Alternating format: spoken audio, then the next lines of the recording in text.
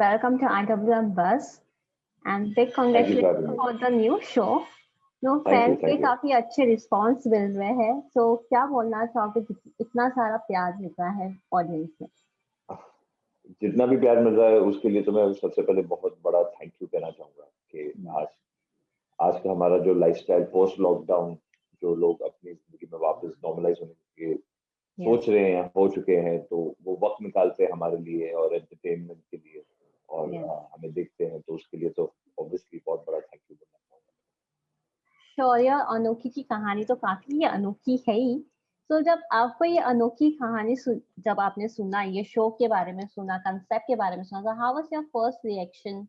कितने सारे आपने ये शो के लिए प्रिपरेशंस किया है अपने कैरेक्टर शौर्य के लिए? वेल देखिए क्या है ना कि जनरली मैं टेलीविजन बहुत सिलेक्टिव ही रोल्स चुनता हूँ, इसलिए बिकॉज क्या होता है ना कि टेलीविजन में आप ना एक इनिशियल थॉट के साथ जाते हैं, लेकिन वो बहुत सारी चीजें टीआरपी की वजह से या क्रिएटिव कॉल्स की वजह से बदल जाती है। तो मेरा सबसे पहले ही सवाल यही होता है कि कितना बदलेगा कि जो आप प्रॉमिस कर रहे हैं वैसा हो।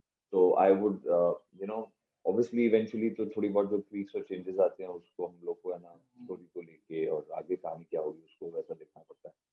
लेकिन अब तक जितना भी मैंने किया है काम और जो मुझे एक एलिमेंट बताई गई थी, see the highlight of the show for me is that ये जो कैरेक्टर है, अगर आप स्टार के जितने भी फॉर्मेट्स देख लें या जितने भी शो देख लें, बहुत कम होता है कि एक हीरो के ऊपर भी नाम दिया जाता है। तो वो एक एंटरप्राइजिंग एलिमेंट थी, क्योंकि उन्हें लगता था कि ये जो शौर्य का कैरेक्टर है वो कहीं ना कहीं उन्हें लगता है कि it's enterprising, at the same time it is also very layer.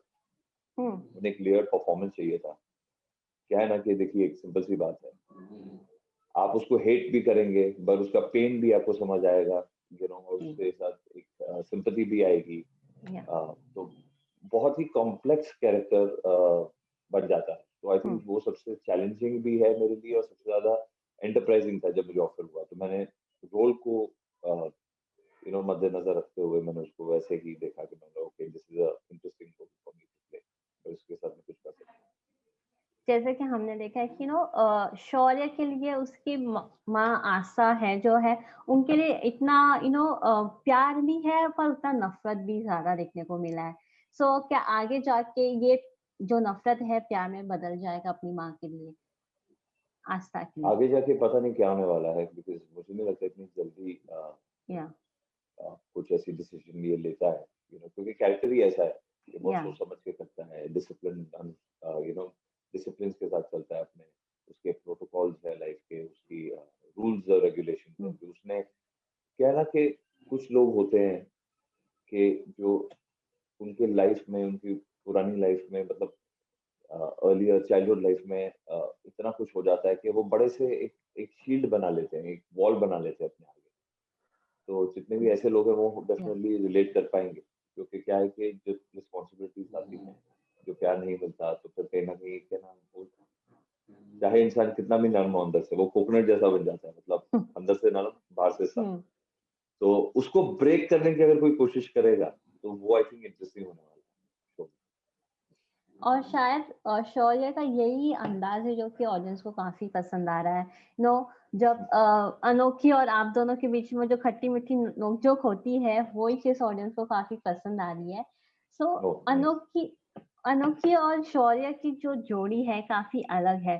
सो अगर ये जोड़ी के बारे में बात किया जाए तो क्या इसमें और चेंजेस आ सकते हैं? क्या कब शौर्य के लिए सॉफ्ट कॉर्नर आएगा अनोखी के मन में, या अनोखी के लिए शौर्य के मन में सॉफ्ट कॉर्नर आएगा?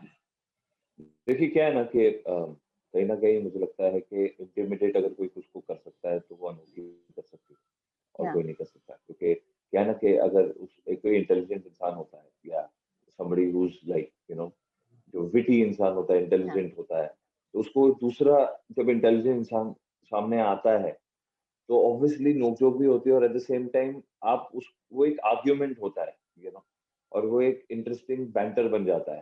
तो ऑब्वियसली हम लोग वही कोशिश कर रहे हैं कि कितना इंटरेस्टिंग हो जाए, क्योंकि एक प्रोफेसर है तो ऑब्वियसली उसके रूल्स हैं और उसकी स्टूडेंट है, तो स्टूडेंट अगर यू नो ऐसा ऐसा होता है ना कि जब स्टूडेंट बहुत होनहार होता है और उसमें वो खूबियां होती हैं, तो as a professor you would appreciate it. अपनी Yeah. पर्सनल रीजन की वजह से अगर आप करें ना करें वो अलग बात है। तो मुझे लगता है सबसे हाईलाइट जो हमें एंजॉय करने को मिल रहा है, जो हम हाल ही में शूट कर रहे हैं, ये बहुत वक्त बाद आप देख रहे हैं कि कॉलेज बेस्ड सब्जेक्ट आया है, और Yes. कहीं पे भी Yes. मुझे लगता है कि टेलीविजन हो या फिल्म हो, कहीं पे भी आप एक कॉलेज बेस्ड सब्जेक्ट लेके आते हैं, उसमें एक फ्रेशनेस, उसमें एक वाइब रहता है जो बहुत इंटरेस्टिंग होता है देखने को। Yes.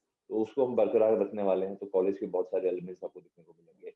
पर्सनल स्ट्रगल्स तो सबकी होगी, बट एक Yeah. कॉलेज की स्ट्रगल क्या होती है जो स्टूडेंट्स रिलेट कर पाए। तो हम लोग यही कोशिश कर रहे हैं कि स्टूडेंट्स को भी पसंद आए, स्टूडेंट्स के पेरेंट्स को भी पसंद आए, उनके ग्रैंड पेरेंट्स को भी पसंद आए, तो सबके लिए थोड़ा-थोड़ा एक एलिमेंट डाला हुआ है।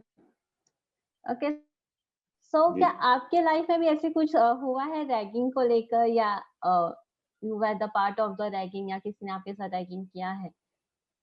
मेरे साथ रैगिंग इसीलिए नहीं हो पाया बिकॉज़ देखिए मेरा कॉलेज की जो ज़िंदगी थी मैंने ज़्यादा एन्जॉय नहीं कर पाया ओके। क्योंकि मैं उस टाइम पे काम कर रहा था, और मैं अपना ना हाँ, 1-2 दोस्त बना लिए थे मैंने अपने कॉलेज में, जो पहले ही बन गए थे। शुरुआत में मैं जाता था, अटेंड करता या। था। Not a good example, but मैं उस टाइम पे मेरी मजबूरी ये थी कि मुझे काम करना पड़ रहा था, और फिर मैं वो एटी-केटी होता है उसको हम लोग करके हाँ।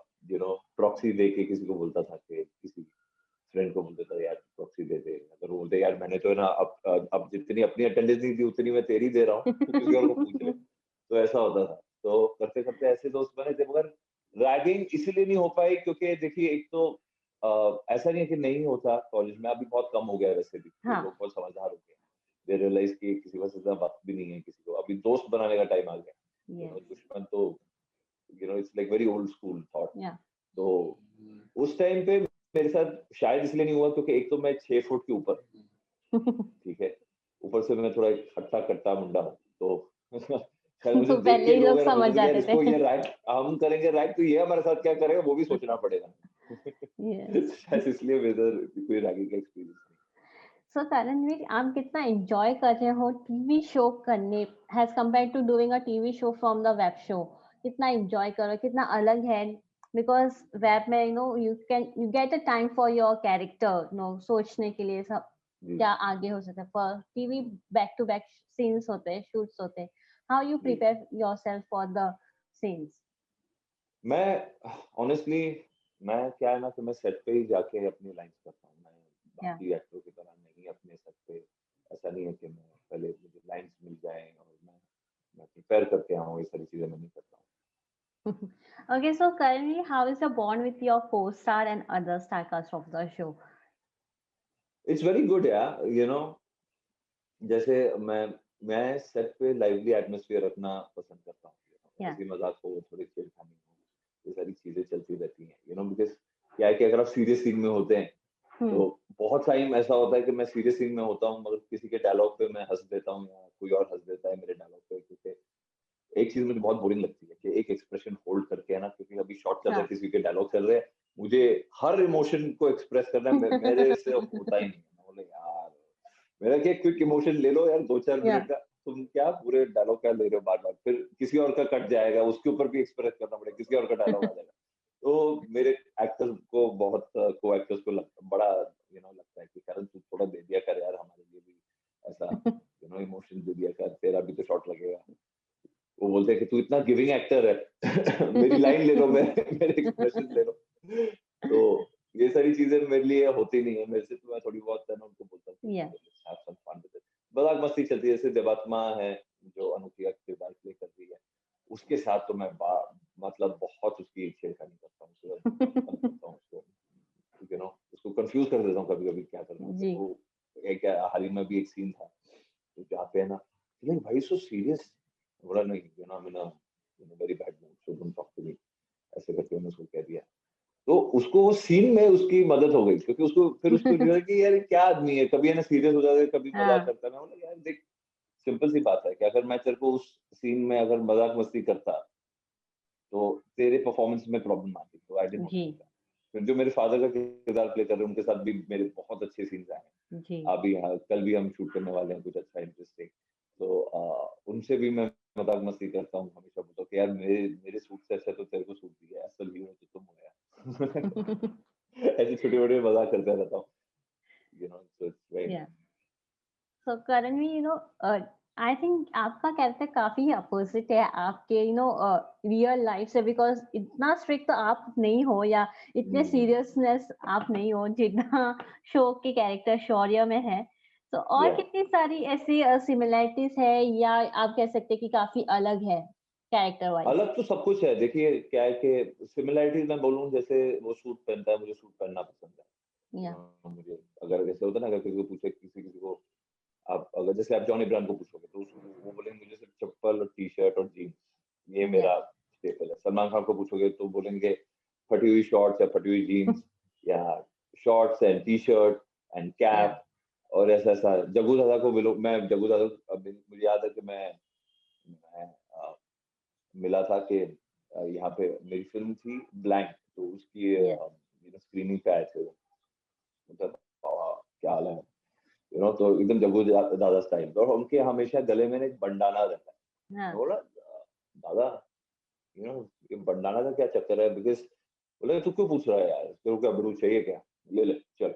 मैं बोला चाहिए नहीं सर, मुझे भी बहुत पसंद है, आपने देना है तो दे दो, फिर हर बार मिलोगे तो फिर देना पड़ेगा फिर।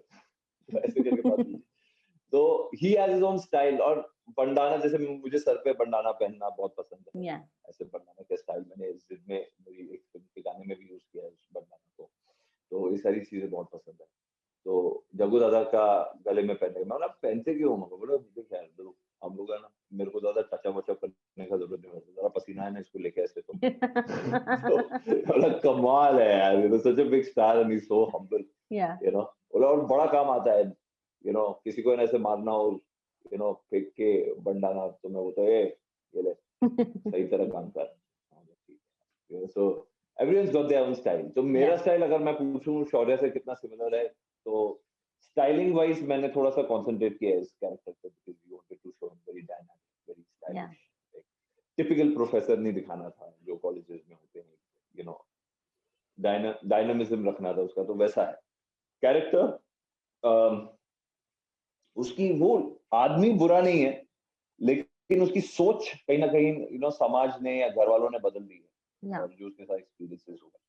उसकी सोच बहुत ही मतलब क्या कहते हैं ना कि एक पुरुष प्रधान सोच, और वो मेन मुद्दा यही है कि जो पुरुष प्रधान सोच है, ये लड़की आके कैसे उसको उससे अलग निकलेगी, क्योंकि एक जगह ये आदमी है जो सोचता है कि आदमी ही सब कुछ कर सकते हैं, और एक आज की लड़की है जो बोलती है कि हम भी कम नहीं हैं। तो वो जो नोक-झोंक है वो मेन एलिमेंट है इसका, आई थिंक या हाइलाइट होने वाला है। एंड आई थिंक वो मेरे अंदर है ही नहीं, क्योंकि मेरी ज़िंदगी में अगर आप देखें तो मेरी ज़िंदगी में औरतों का जो योगदान हुआ है, वो बहुत ज़्यादा हुआ है। चाहे वो फीमेल डायरेक्टर्स हों या मेरी माँ हो या जो भी हो, या मेरी बहन हो, तो उन्होंने जितना सपोर्ट किया है और जितनी शक्ति उनमें है, जो मुझे थी उन्होंने, तो वो मुझे लगता है कि वैसी मेरी सोच बन ही नहीं सकती कि मुझे लगे कि मैं एक पुरुष प्रधान इंसान हूँ हम्म और ये सारी चीज़ें करनी है। तो that ways I am very different from the character. Okay so जब कॉलेज की बात आती है ना, everyone has some crush on their teachers और सम देयर क्लासमेट्स। सो आपका कोई क्रश था कॉलेज में कोई टीचर पे या कोई क्लासमेट पे? देखिए कॉलेज में तो ज़्यादा गया ही नहीं, तो मुझे इतना मालूम ही नहीं, मतलब मैं जाता था तो सिर्फ इम्पोर्टेंट या सेमेस्टर्स के लिए जाता था या अपने एग्ज़ाम्स के लिए जाता था, या और पढ़ाई पूरी करता था मगर घर से करता था, मैंने या अपना एक्स्ट्रा करिकुलम करके। तो स्कूल में मेरी आर्ट टीचर थी जो बहुत खूबसूरत थी और मुझे बहुत प्यार करती थी। तो मुझे नहीं मालूम क्योंकि मुझे प्यार करती थी, तो इसलिए मुझे बहुत पसंद थी। लेकिन मेरा एक सॉफ्ट कॉर्नर था उसमें, शी इज़ सो नाइस, तो वैसे करके था। ऐसे ओके कोई क्रश-वश तो टीचर के साथ ऐसा कभी हुआ नहीं। या बट बट या तो बहुत प्यार जो करता है तो obviously you feel like yes अच्छा लगता है। Okay so any message for the audience who are loving this show and who always watch your show? मेरा मैसेज यही रहेगा कि एक तो first of all be safe, be happy, और जितना प्यार आप दे रहे हैं आप प्लीज देते रहिए, बिकॉज अभी तो शुरुआत हुई है कहानी की। या आगे इतना कुछ होने वाला है कि मैं खुद सोच के मैं हैरान हो गया कि इतना कुछ होने वाला है आगे। तो वो मैं आपसे डिस्कस नहीं कर पाऊंगा अनफॉर्चुनेटली, बिकॉज वो एलिमेंट ऑफ जो सरप्राइज है वो निकल जाएगा। लेकिन प्लीज आप उसको उसके लिए जरूर वेट कीजिए। जो जो चीजें आप है ना कमेंट करते हैं, वो हम तक जाता है, चैनल तक जाता है। Yeah. सब लोग उसको कंसिडर करते हैं, उसको पढ़ते हैं, उसके बारे में सोचते हैं। तो जो भी आपको सही लगे या गलत लगे हमें जरूर बताइए, और हम अपने आप को बेटर करने की कोशिश करें। Thank you so much, Karanvi, for giving up precious times, and all the best for the show. Thank you so much.